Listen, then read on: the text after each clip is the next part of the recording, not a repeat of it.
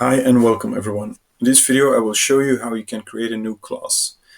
When going to the Google Classroom homepage, you will find in the upper right corner a little plus icon.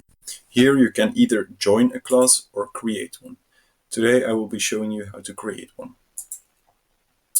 When clicking upon the Create Class selection button, you get several options to fill in. First, you want to start with filling in the class name. For example, History of France, for example.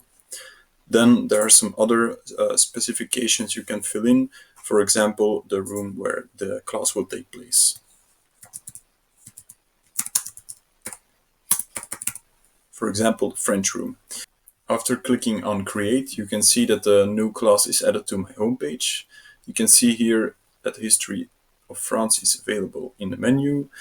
Now your class page is ready for some personalization and you can start communicating with your class. Hopefully you found this video useful and I will see you for our next tutorial.